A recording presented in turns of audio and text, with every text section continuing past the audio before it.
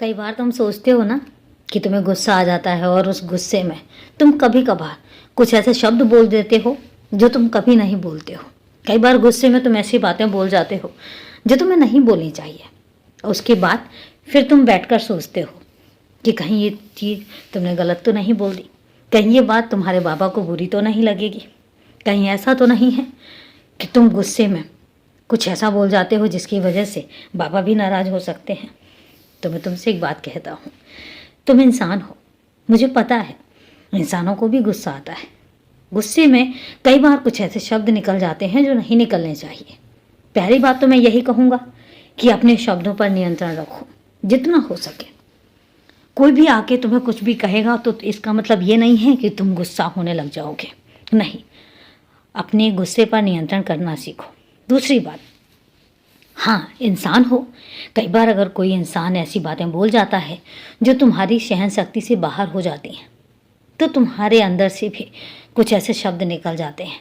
लेकिन इसका मतलब ये नहीं है कि मैं तुमसे नाराज़ हो जाऊंगा, क्योंकि मुझे पता है कि जब वो शब्द तुम बोलते हो तो उसके बाद तुम्हें खुद पछतावा होता है कि तुमने वो शब्द क्यों बोले, तुम्हें वो शब्द नहीं बोलने थे।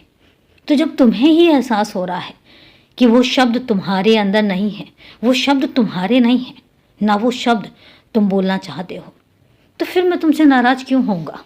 बात तो तब है ना कि जब तुम कोई कुछ बोलो और तुम्हें उसका एहसास ही ना हो और तुम्हें ये लगे कि तुमने तो कुछ गलत किया ही नहीं।